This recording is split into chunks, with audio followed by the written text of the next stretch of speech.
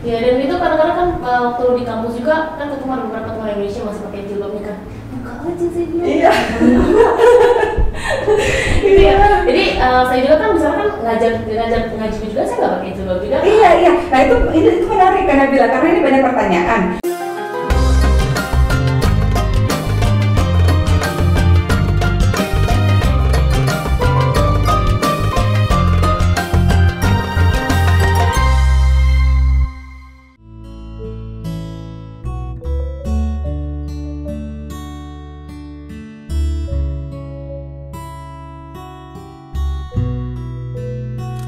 Assalamualaikum warahmatullahi wabarakatuh. Sahabat semua, senang banget karena ini part 2 dan sekarang kita udah rame-rame nih di hutan belantara ini yang ternyata adalah insya Allah akan menjadi pesantren Ibnu Syam. Betul namanya ya? Yang kedua. Ya, itu pesantrennya Kanabila dan pesantrennya Ustadz Slamet insya Allah. Kita ini duduk di atas tanah seluas berapa? 11.000 meter, teman-teman sekalian. Jadi di sini nanti beberapa tahun kemudian, mungkin setahun, mungkin 2 tahun, mungkin lebih cepat, kita nggak tahu. Tapi akan terbangun sebuah pesantren yang kata Ustadz Slamet tadi pengen ngebawa Mesir tuh ada di daerah sini. Atau pemindahin Syam, negeri Syam. Oh, mindahin negeri Syam ada di daerah Serang. Kita sekarang ada di Serang. Nah, karena udah sama Ustadz Slamet, suaminya Kanabila, ini juga ada Ustadzah Rania. Ini adik di bawah persis ya? Enggak, bungsu. Oh, ada bungsunya Kanabila. Kita akan nanya-nanya dan mengupas kehidupan lebih dalam tentang mereka. Tapi kita fokus kepada kisah mereka berdua dulu. Sebentar ya, Saudara Nia ya. Kita akan tanya tentang Kanabila dan juga Ustadz Slamet. Ustadz Slamet ini kan belum banyak yang tahu. Ustadz Slamet tuh siapa sih? Dulunya sekolahnya di mana? Terus kok tiba-tiba bikin pesantren tuh gimana ceritanya? Ketemu sama Kanabila tuh gimana ceritanya? Nah, sekarang nanya dulu nih sama Ustadz Slamet ini. Dulu itu katanya sekolah di Syria. Di Syria. Syria kan sekarang lagi ini ya. Lagi apa? Lagi diuji. Nah, sebab nanti Syria itu negara paling aman di dunia. Amin. Di akhir zaman. Itu menurut Rasulullah dalam hadis. Idza fasada ahlul ard fa alaikum bisyam. Jika seluruh dunia ini kacau balau, pergilah ke negeri Syam, maka akan ada keamanan di sana. Salah satu negeri Syam itu adalah Syria. Sekarang tolong diceritain dong Ustadz Slamet, perjalanan Ustadz Slamet itu dari kecilnya tuh gimana sih? Sekolah di mana atau pesantren di mana? Kok tiba-tiba bisa sekolahnya di Syria gitu? Terus tiba-tiba bisa ketemu Kanabila. Gimana sih ceritanya? Bismillahirrahmanirrahim. Assalamualaikum warahmatullahi wabarakatuh. Waalaikumsalam warahmatullahi wabarakatuh. Allahumma shalli ala sayyidina Muhammadin wa ala alihi walhamdulillahirabbil alamin. Makasih Kak Oki atas waktunya. Ya, nama saya Ahmad Slamet Ibnu Syam. Dari kecil memang orang tua saya menamakan Ahmad Slamet Ibnu Syam. Maka nama itu jangan sembarangan kalau namain anak. Itu jadi doa gitu. Ibnu Syam itu kan anaknya negeri Syam. Luar biasa, qadarullah. Akhirnya saya belajarnya di negeri Syam. Di negeri Syam. Alhamdulillah kurang lebih hampir 11 tahun di sana. Masya Allah. Di negeri Syam ya, dan menikmati betul gitu bagaimana kehidupan ulama-ulama. Kata Ali bin Abi Thalib dalam sebuah hadis, la tasubbu ahla Syam fa inna fiha abdal. Jangan kalian sekalipun menjelekan, mencaci orang yang dari negeri Syam, karena di sana ada wali-wali abdal. Wali abdal itu jumlahnya 40, pengganti para nabi. Itu ada yang di negeri Syam. Kita nggak tahu, kadang mungkin tukang sapunya dia wali. Dan luar biasa, negeri Syam itu nanti tempat turunnya Nabi Isa di akhir zaman. Manaratul Bayda, dan tempat kemudian tendanya kaum muslimin pada peperangan Akbar nanti di akhir zaman adalah di Damaskus ya, di Ghutah ya. Jadi kata Rasulullah SAW, fustatul muslimin yaumal malhamatil kubra bi Ghutah qurba madinatin yuqalu anha Dimashq. Nanti tendanya kaum muslimin pada peperangan Akbar di akhir zaman nanti itu di daerah Ghutah, di dekat kota yang namanya Damaskus. Alhamdulillah, Damaskus itu luar biasa karena memang diberkahi Allah juga. Diberkahi Allah dalam Al-Quran dan dalam hadis. Dalam Al-Quran, subhanalladzi asra bi'abdihi lailam minal masjidil haram ilal masjidil aqsa alladzi barakna haulah, yang diberkahi sekelilingnya. Jadi sekeliling Masjid Aqsa itu kan negeri Syam. Itu diberkahi Allah. Lalu Rasulullah juga bersabda dalam hadis, Allahumma barik lana fi syamina wa yamanina. Alhamdulillah di sana dari S1 sampai S2, sempat Masya sampai Allah. S3 nggak selesai. Ntar dulu saya selamat. Sebelum berbicara mengenai S1, S2, S3, tapi kenapa pilih negeri Syam itu menjadi tempat belajar? Terus gimana bisa sampai ke sana? Apakah dengan beasiswa kah? Atau ada keluarga di sana kah? Atau Dulu saya pengennya ke Mesir, Oke. pengennya ke Al-Azhar. Cuman kalau Allah nggak tahu, Allah itu memang menempatkan saya di negeri Syam gitu. Mm-mm.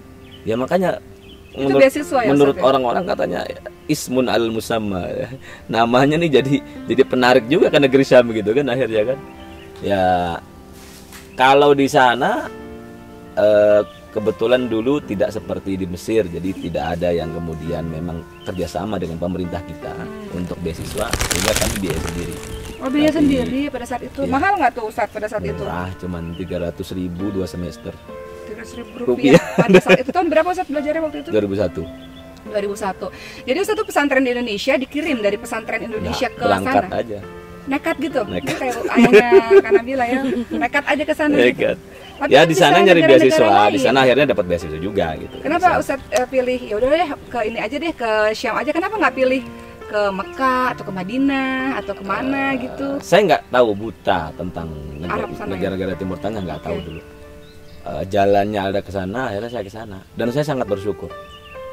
Nggak ke negara yang lain, ke negeri Syam tuh sangat-sangat bersyukur karena saya banyak menemukan ya pewaris Nabi yang luar biasa di sana. Ada wali yang bisa ngidupin orang mati. Pewarisnya mujizat Nabi Isa. Ada. Ya? Ada. Masya Allah. Ada orang-orang soleh yang kemudian ketika kata Rasulullah, di antara hamba Allah itu ada mimman law aqsama 'ala Allah la barrah. Ada yang sekali angkat tangan itu Masya Allah Allah. turunin apa yang dia mau.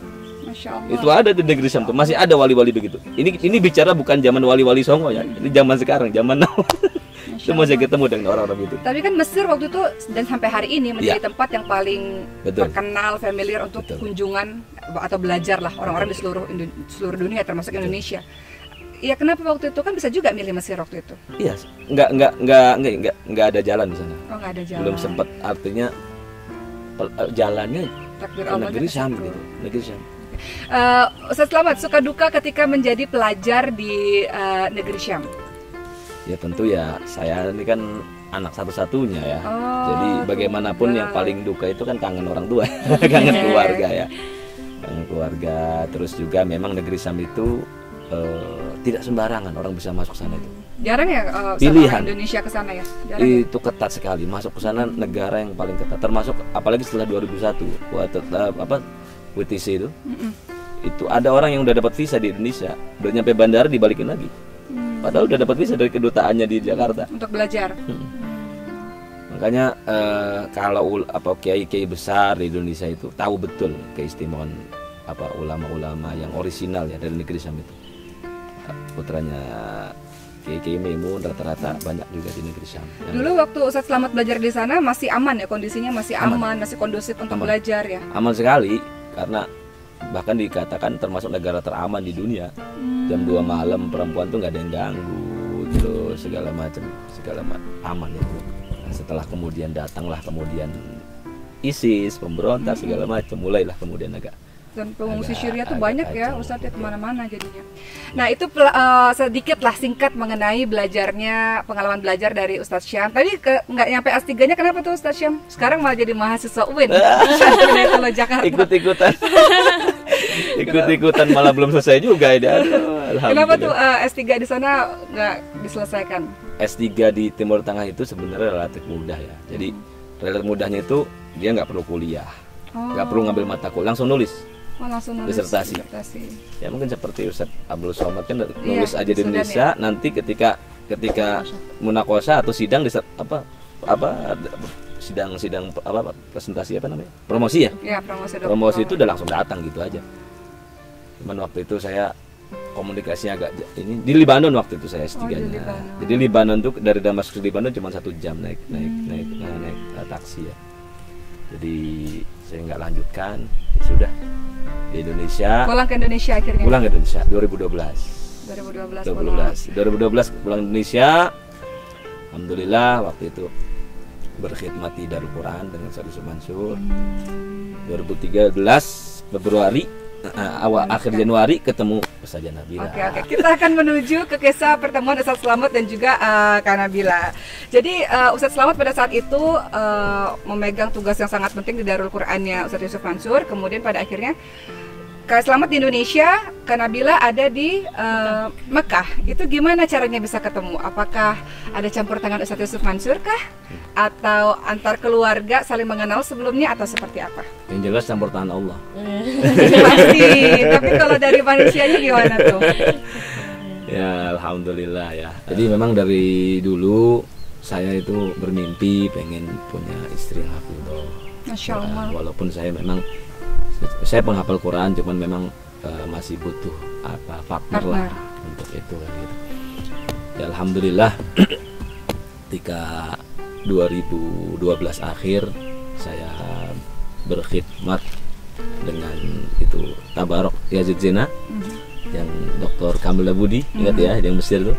Kan pertama kali Indonesia kita yang Ustadz Slamet yang bawa ke Indonesia metode enggak itu? dari Ustadz Yusuf dari Quran. Okay. Kita yang berkhidmat waktu pertama kali ini, kita yang bawa ke Indonesia pertama kali beliau. Berkhidmat sama beliau, berkhidmat dengan Ahlul Quran. Alhamdulillah lah. Akhirnya kemudian Allah kabulkan, saya juga bisa punya istri yang Ahlul Quran insyaallah. Gitu kan. Ya Rabb. Jadi 2013 Januari akhir saya umroh. Saya umroh ya. Umroh terus minta tuh di multazam, ya Allah berikan jodoh. Jelas ya itu mah di haram ya. Terus kita ada pertemuan makan siang apa makan malam ya? Makan siang di rumah salah satu penduduk Indonesia di Mekah. Waktu itu yang diundang bukan kita aja, itu keluarga. Sama Ustadz Yusuf Mansur juga. Ya. Keluarganya Nabila dan satu keluarga datang juga gitu situ kan. Makan siang terus tiba-tiba setelah selesai ya pas belum makan. Setelah selesai coba masing-masing nih biar berkah baca Quran. Masya Allah. Gitu. Akhirnya pada baca Quran nih semuanya nih dari kakaknya. Kakak beradik 4 orang tuh. 4 orang semuanya baca Quran kecuali Rania ya. Baca juga 4-4-nya. Selesai 4-4-nya baca, ada yang nyeletuk gitu. Belum dengar nih Ustadz Slamet. Kenapa? Belum dengar baca Quran dari Ustadz Slamet. Mau baca Quran juga dong gitu ya. Iya gitu. Padahal saya mudah-mudahan gak ditunjuk gitu. Belum persiapan nih gitu ya. Akhirnya ya udah kita baca gitu. Saya baca waktu itu surat Toha ya. Surat Toha dengan riwayat kholaf dari qiraat Imam Hamzah gitu. Ya disitulah kemudian nggak tahu gitu ya. Terus ya nggak tahu gitu. Tiba-tiba ada yang kemudian bergetar hatinya. Gitu. Yang bergetar hatinya ini Ustadz Slamet apa Kak Nabila nih? Apa dua-duanya? Bener nggak Kak Nabila juga bergetar hatinya? Ditanya dulu nih, bener kan? Kok kegeeran lagi Ustadz Slametnya? Iya juga. Oh, berarti love at the first sight. Cinta pada pandangan pertama. Saya belum sih sebenarnya. Oke. Oh gitu. Oke, terus. Ya, jadi pada hari itu langsung, boleh juga nih gitu ya. Ini kayaknya jawaban atas doa-doa saya gitu mungkin ya. Saya belum waktu itu belum ini ya. Tapi tertarik lah ya Kak. Artinya ya karena saya serahkan ke Allah nih yang terbaik yang mana gitu. Ya, tapi tertarik ini dong. Oh iya jelas. Terus. Ya kan. Bulan berikutnya kan Februari itu bulan ya. Udah bulan Maret langsung lamar, umroh lagi. Masya Allah. Maret lamar, April langsung akad nikah. Itu kan biasanya nih kalau anak-anak zaman sekarang kan yang di Indonesia ini, saya mau ta'aruf gitu. Tapi kan mereka ada juga yang bilang kok ta'aruf kan begitu kenal langsung nikah, ntar nggak tahu tiba-tiba dia begini begitu. Nah itu Ustadz Slamet sama Kak Nabila saling mengenalnya gimana tuh dalam jangka waktu berapa bulan? Kalau memang kata Allah sudah baik, nggak perlu kemudian juga mikirin gitu. Kadang ta'aruf juga kan orang yang tadinya jelek dibaik-baikin gitu kan. Maka saya patokannya udah istiqoroh aja, kalau kata Allah baik ya udah gitu. Jadi nggak meneliti keluarganya siapa, backgroundnya apa gitu nggak terlalu detail. Kak Nabila juga gitu? Iya sama Masya Allah. Atau karena ada rekomendasi dari guru-guru, oh dulu dia baik, saya udah kenal banget gitu nggak? Enggak juga, mungkin karena awalnya kan ya Ustadz Yusuf Mansur ya yang ngenalin kami sama beliau. Terus pas ketika juga beliau saat ngaji itu kan beda ya. Biasanya kan orang Indonesia itu saya jarang juga ketemu sama orang Indonesia yang fasih bahasa fasih ngajinya itu ya. Logatnya udah nggak logat Indonesia lagi pas ngaji gitu. ya. Terus pas lagi ngajinya beda lagi riwayatnya. Nah itu wah ini beda banget, dan subhanallah ya kita selawatin aja saat itu. Selawatin dalam hati. Oke, akhirnya ntar dulu deh. Ini sebenarnya pengen nanya-nanya lagi nih lebih lanjut karena ini seru banget. Tapi sebelumnya ini dulu pengen games dulu sebentar. Nanti baru nanya pasca pernikahan seperti apa. Apakah terkaget-kaget? Ya Allah kok dia begitu, ya Allah kok dia begini gitu. Biasa kan begitu ya dalam pernikahan, ada terkaget-kagetnya. Tapi sekarang mau games dulu. Jadi Kak Nabila, tolong buka handphonenya. Tadi saya sudah kirim pertanyaan-pertanyaan. Jangan dikasih tahu Ustadz Selamat ya. Dan Ustadz Selamat juga ini dibaca aja ini. Jangan kasih tahu Kak Nabila. Dijawab cepat. Jadi mulai dari Kak Selamat, Ustadz Selamat dulu, baru Kak Nabila satu pertanyaan ya, dijawab cepat ya. Oke, siap? Saya dulu. Ya, Kak Ustadz Selamat dulu. Kita mulai gamesnya. Nanti setelah ini kita akan tanya lebih lanjut tentang kisah cinta mereka yang belum dikupas di mana ya. Dari Ustadz Selamat, silakan Ustadz. Kenapa kamu mau terima lamaran aku? Kenapa Kak Nabila, jawab dulu. Ya? Alhamdulillah semua karakter yang saya buat ini ada. Alhamdulillah. Masya Allah. Apa tuh karakternya? Yang pertama, ilmu agamanya lebih tinggi dari saya. Masya Allah. Yang kedua, penghafal Quran. Udah itu aja. Jadi kriteria paling utama adalah ilmunya harus lebih tinggi dan penghafal Quran supaya punya partner. Kak Nabila, tanya sama Ustadz Selamat. Pertama kali kamu ketemu aku, perasaan kamu seperti apa? Deg-degan. Oh, pertama kali ngeliat langsung deg-degan. Masya Allah. Terus Ustadz Selamat? Kamu semakin jatuh cinta sama aku saat aku ngapain? Sangat ketika mijit aku. Ketika main sama anak-anak itu makin cinta, alhamdulillah. Selain jadi ibu dan istri solehah, kamu pengen aku jadi apa? Jadi bidadariku di surga. Amin ya Rob, amin ya Rob. Momen apa saat bersama aku yang buat kamu sangat terharu? Ketika saya sedih, ketika saya lagi penuh pengen diperhatikan gitu ya, selalu alhamdulillah beliau menjadi tempat curhat gitu, menjadi teman baik gitu. Masya Allah. Yang keempat, apa perasaan kamu saat saya menjadi juri Hafiz Indonesia? Perasaan aku ya mudah-mudahan sih menjadi manusia yang bisa menebarkan manfaat buat banyak orang gitu ya. Dan mudah-mudahan juga bisa dicontoh untuk kemudian anak-anak kita dan bisa mendidik anak-anak kita untuk menjadi penghafal Quran. Amin. Pertanyaan terakhir. Belum nih. Belum ya? Apa sifat aku yang kamu ingin aku berubah? Sifat apa ya? Sebenarnya kalau kita sudah suka sama seseorang itu, kita sudah akan menerima kekurangannya. Masya Allah. Gitu ya. Tapi ada dong yang pengen, aduh kamu merubah dong yang ini Gitu. gitu. Biasanya ini nggak boleh diceritain deh. Yang ini yang bisa diceritain aja deh. Sama di kamar mandi. Oh. Soalnya bersih kali ya, semuanya dibersihin. Masya Allah. Jangan lama-lama Ustadz ngantri di Siap. kamar mandi tuh. Kalau boleh kamu minta maaf, kamu ingin minta maaf apa sama aku?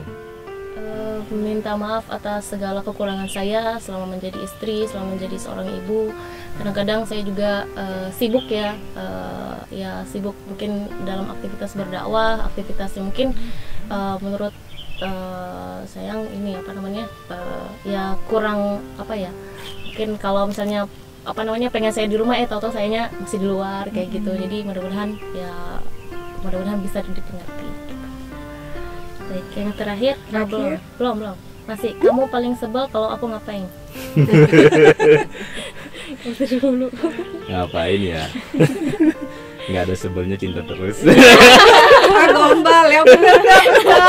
Masih ada tuh 1-2, kan manusia nggak sempurna. Apa itu Ustadz? Nggak ada yang sempurna karena sejatinya suami istri itu saling melengkapi. Masya Allah. Saling melengkapi. Jadi jawabannya apa Ustadz? Jadi ulama-ulama dulu Ya, bahkan para sahabat-sahabat dulu itu rata-rata diuji dengan istri yang nyebelin. Iya. Jadi maksudnya Ustazah Nabila nyebelin juga? Bukan. Kalaupun itu nyebelin dan itu memang mungkin ada karakter di seorang perempuan, itu menjadi nikmat tersendiri karena untuk naikin derajat dia. Masya Allah. Karena makin sabar. Itu jawabannya betul Ustaz, tapi belum menjawab pertanyaannya. Kita nih, apa yang paling sebel? Misalnya aku pengen kamu masak ini tapi kamu nggak masakin, atau apalah hal-hal ringan gitu. Apa ya? Atau misal kamu kebanyakan ceramah di luar atau gimana? Enggak juga sih. Enggak. Kalau ceramah udah dikurangi dan sekarang online terus kan, alhamdulillah. Enggak pernah. Jadi paling sebel apa nih Ustaz? Dicecer terus nih, soalnya belum keluar jawabannya. Sebel apa ya? Sering tidur. Oke, yang terakhir adalah kamu cemburu saat aku ngapain? Sebenarnya ketika tampil di publik itu ada rasa cemburu. Bagaimanapun ya, ini satu sisi kita berdakwah, satu sisi kita juga harus menjaga kehormatan kita sebagai perempuan ya. Itu maka ada episode mungkin nanti kapan-kapan juga sudah cukup gitu. Karena Nabila banyak fansnya loh Ustaz. Iya benar. Iya benar katanya. Jadi gimana Ustaz? Jadi cemburu pada saat Kak Nabila Ya tampil di publik aja. Tampil di publik. Jadi nanti Kak Nabila gimana? Kan Kak Nabila memang ditunggu oleh umat nih setiap bulan Ramadan untuk jadi juri Hafiz Indonesia. Apakah boleh seterusnya apa? Kayaknya udah Kan deh. metodenya bisa buat kita dengan cara-cara yang kemudian lebih menjaga lagi. Metode dakwah kan bisa kita kemas dengan Atau pakai nikop mungkin satu hari nanti. Enggak kepikiran. Belum kepikiran. Belum kepikiran. Oke, jadi itu games-games sederhana dengan Ustaz Slamet dan Kak Nabila. Kita masih lanjut lagi nih pertanyaannya karena pasti banyak yang kepo termasuk saya tentang kisah cintanya Kak Nabila dan Ustaz Slamet. Nah, kita masuk ke pasca pernikahan nih Kak Nabila dan Ustaz Slamet. Sebelum menikah ada nggak sih syarat pranikah yang Ustaz Slamet ajukan atau Ustaz Nabila ajukan? Dari pihak saya ada, saya harus lanjut kuliah. Oh, Masya Saat Allah. itu ketika kami nikah itu saya masih semester 4. Oh. Ya, mengguru S1. Jadi termasuk ya harus sabar gitu ya. Iya. Menikah terus kami pisah. Oh, Pisah karena pisah. saya lanjut studi di Saudi di Mekah gitu. Alhamdulillah. 2 tahun. Ke 2 tahun. Indonesia. Ke Indonesia. Jadi paling umroh aja gitu. Masya Allah, LDR ya. LDR. Terus satu LDR tuh. Berat. Itu memang komitmen belum punya anak dulu deh apa nggak apa-apa gitu. Belum punya anak dulu. Karena kan masih kuliah ya. Ya. Ya. Dan karena memang adat sana tuh nggak boleh satu rumah dulu. Gitu, Oh, gitu. Kalau di sana itu kalau di mungkin sedikit buat teman-teman di sana teman-teman sini kalau di sana akad dulu untuk istilahnya kenalan dulu kayak Oh, gitu. gitu. Jadi supaya nggak ada pacaran. Oke, Gitu. pengenalan tuh di sana berapa lama, berapa bulan? Ya tergantung gimana ininya. Kadang-kadang kan di sana kan nikah muda ya banyak ya. Iya, Nikah betul. muda itu biasanya yang perempuannya masih kuliah atau misalnya masih sekolah, laki-lakinya mungkin lagi cari kerja dan lain sebagainya. Baru nanti setelah pesta atau walimah, itu baru satu rumah kayak gitu. Jadi akad dulu, akadnya di haram ya? Haram. Alhamdulillah ya. Masya Allah, akad di haram. Setelah itu pestanya di Di Indonesia. Indonesia itu setelah berapa tahun kemudian? 2 2 tahun setelah lulus. Jadi setelah lulus baru berkumpul bersama? Iya. Luar biasa. Selama 2 tahun LDR, Masya Allah. Itu syarat dari Kak Nabila. Kalau syarat dari Ustaz Slamet apa syarat pernikah? Nggak ada poligami nggak dibahas ya? Enggak, belum. Saya ingat film saya, teman-teman sekalian. Saya kalau mau waktu di film tuh. Boleh game nggak Kak Ustaz Doki? Kenapa? Boleh ngajuin pertanyaan nggak? Pertanyaan apa? Iya, kalau kita nanya ke kita yang nanya boleh nggak? Nanya apa nih? Ntar dulu, kan saya jadi hostnya di sini. Nah, Ustaz Slamet, ntar dulu. Kalau Ustaz Slamet kasih syarat pernikah apa? Nggak ada. Nggak ada ya? Kenapa nggak ngasih syarat pernikah jangan poligami? Banyak loh yang ngasih syarat pernikah. Bolehin kok. Oh, boleh ya? Bolehin. Tapi saya nggak. Masya Allah, kan Nabila serius? Ya, enggak lah. Nggak, beneran serius. Ya kalau sebenarnya kalau Masya Allah. apa yang kita ucap itu kan adalah doa ya. Jadi kan hati-hati juga jangan sampai terucap boleh atau gitu. gitu. Jadi tetap kami ya kalau sudah ditakdirkan ya mau gimana lagi gitu ya. Tapi Masya dalam hati Allah. kecil ya enggak lah gitu. Iya. Masya Allah. Masya Allah, karena ini banyak juga. Sama ada satu lagi lucu nih. Jadi teman Oki tuh dia bilang gini, saya tuh ini itu ada teman yang di Mekah lah. Jadi beliau cerita dulu saya tuh menyesal kenapa dulu waktu sebelum nikah saya nggak kasih syarat pranikah, minta khadimat gitu, minta asisten rumah tangga. Karena ternyata suaminya semuanya harus dia sendiri yang mengerjakan. Jadi dia bilang aku nyesel banget. Padahal dulu harusnya aku bilang syarat pranikah minta asisten rumah tangga karena suaminya bilang nggak boleh ada siapa-siapa, harus kamu yang jaga anak, harus kamu yang nyuci, masak dan segala macam. Nah, Ustaz Slamet termasuk orang begitu nggak sih? Harus dari tangan kamu yang masak, harus dari tangan kamu yang nyuci, enggak. Kalau apa ya? Kalau dari segi hukum ya perempuan itu sebenarnya apa ya? Bukan itu termasuk mu'asyarah bil ma'ruf karena apa ya? Di luar kewajibannya. Jadi masak itu bukan apa namanya? Jadi Ustaz Slamet yang masak. kadang-kadang tapi jarang sih. Jadi kan Nabila yang masak apa gimana? Ya apa namanya ya kadang-kadang saya masak. Masya gitu Allah. ya. Tapi itu Pas kewajiban ya? awal-awal ya masak ya awal-awal namanya juga pertama belum tahu apa ya goreng ayam gosongan kayak gitu, bikin apa nggak keasinan kurang garam lah kayak gitu untuk pertama. Tapi alhamdulillah makin kesini makin nikmat tuh, makin asin makin nikmat. Masya Allah. Masya Allah. Jadi Ustaz Slamet bukan tipe suami yang menuntut harus tidak. Saya tidak pernah menuntut banyak kepada istri itu. Ya artinya kita coba tadi saya sampaikan bahwa setiap kita ada kekurangan dan kelebihan, saling melengkapi. Kadang walaupun kita pengen sarapan belum ada sarapan ya buat sendiri. Masya Allah. Keren. Nah sekarang kita beralih ke Ustazah Rania nih. Ini adiknya Kak Nabila. Jadi Ustazah Rania ini akan baru datang dari Mekah. Baru berapa bulan? 2 minggu. Oh baru 2 minggu. Bahasa Indonesianya lancar? Ya sedikit-sedikit lah. Masih. Nah di matanya Ustazah Rania melihat Kak Nabila itu orangnya seperti apa sih? Sebutin 5 yang baik, 5 yang nggak oke. Oh oke. Sebagai seorang adik. Baik, jujur, dan kalau misalnya aku salah dia yang negur gitu. Jadi itu yang paling bagus kalau sebagai kakak. Perhatian iya, teman baik juga, teman curhat gitu. Oke, sahabat.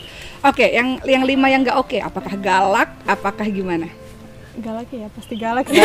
Namanya kakak kan. Galak, terus nggak rapi, kerjanya lambat gitu, nggak cepet. Jadi nggak rapi, sama Ustazah Nabila sih juga begitu. Kemudian kerjanya agak lambat ya. Ada orang yang duk, ada yang memang slow tapi kan yang penting sempurna hasilnya gitu ya Ustazah Nabila. Terus yang keempat, banyak tidur. Apa lagi ya? Soalnya kayak mulainya lama, panjang. Oke, tadi banyak tidur. Ini husnuzonnya karena Ustazah Nabila kayak mulainya panjang ngurus anak gitu ya. Oke. Yang kelima, terakhir. Kalau kita mau keluar tuh persiapannya lama. Iya. Ngapain Kak Nabila persiapannya lama? ya gitulah, ada aja yang lupa. sering lupa itu yang 6. Karena bilang sama-sama saya nih pelupa, terus orangnya gak rapi dan sebagainya. Nah itu dari Ustazah Rania. Sekarang dari ibu. Nah ini ada ibunya Ustaz Slamet alias mertuanya Kak Nabila. Ibu boleh nggak kasih 5 kata untuk menantunya ibu nih, untuk Kak Nabila nih. Kak Nabila nih orangnya gimana sih? Terus harapan ibu buat pernikahan Ustaz Slamet dan Kak Nabila. 5 kata untuk Kak Nabila, Bu. Silakan, Bu. Alhamdulillah, Ustazah Nabila baik dan satu. sama orang tua juga Perhatian sama orang tua dan suaminya. Perhatian sama suami. Baru 3, Bu. Apa ya? Yang 3. Yang keempat ya. Iya. Alhamdulillah. Boleh deh. Yang kelima, Bu. Yang kelima apa ya? Alhamdulillah, disyukurin aja. Alhamdulillah. Bersyukur punya mantu yang cantik, yang pintar, Bu ya, Masya Allah. Nah terakhir untuk Ustaz Slamet dulu, nanti Ustazah Nabila, harapan kedepannya tentang pesantren kah atau tentang rumah tangga? Katanya pengen punya anak 12 ya? Insya Allah. Masya Allah, luar biasa. Silakan dari Ustaz Slamet mengenai harapan untuk rumah tangga Ustaz Slamet dan juga kedepannya pesantren ini nih seperti apa? Silakan Ustaz Slamet. Alhamdulillah ya, pesantren Ibnu Syam, Insya Allah kita di tanah ini kan baru bebasin 1 hektar lebih ya, Insya Insya Allah kita rencananya ngebebasin minimal 100 hektar. Amin ya Rabbal Dan Alamin. kita pingin juga ada Triple IU, Apa tuh? Ibnu Syam International Islamic University. Oh, Nah, insya Allah di tanah ini insya Allah. Amin ya Rabbal Alamin. Jadi nanti orang kalau belajar agama nggak perlu ke Mesir, cukup ke Cilegon. Para guru dari Mesir, dari mana-mana semuanya di sini. Insya Allah. Masya Allah. Jadi memang itu yang harapan kami, makanya insya Allah mohon doanya dari semuanya. Kita baru 2 tahun ini baru merintis, Masya Allah. ya baru merintis, dan insya Allah mudah-mudahan Allah meridhoi apa yang kemudian kami ikhtiarkan. Amin. Dari Kak Nabila, terakhir Kak Nabila, harapan untuk rumah tangga Kak Nabila, harapan ke depannya. Kak Nabila ini udah selesai S2 loh, teman-teman sekalian. Jurusan apa Kak Nabila? Ilmu Quran dan tafsir. Quran dan tafsir di IIQ. Masya Allah. Ya, untuk kedepannya mudah-mudahan ya tetap langgeng sama Allah. Kami insya Allah bismillah untuk pesantren mungkin tadi bilang pengen anak 12, alhamdulillah sekarang punya lebih dari 12 ya santri, masya Allah, santriwati, masya Allah. Udah banyak, alhamdulillah. Mudah-mudahan semua menjadi berkah dan bermanfaat Amin. untuk umat. Amin. Nah, begitulah obrolan kita, piknik kita di tengah hutan-hutan belantara ini yang insya Allah akan jadi pesantren besar nanti, amin. Amin, amin. Terima kasih untuk Ustazah Rania, untuk Kak Nabila, untuk Ustaz Selamat, untuk Ibu, terima kasih Bu. Dan mudah-mudahan tayangan ini bermanfaat bagi teman-teman yang kepo tentang kehidupannya Kak Nabila. Kita udah tayangin panjang banget ya kehidupannya Kak Nabila, mulai dari beliau kecil sampai beliau menikah dan cita-cita beliau. Semoga semuanya terwujud atas izin Allah, dan mohon doakan kita semua semoga istiqamah dalam jalan kebaikan. Amin. Terima kasih semuanya. Assalamualaikum. Waalaikumsalam warahmatullahi wabarakatuh.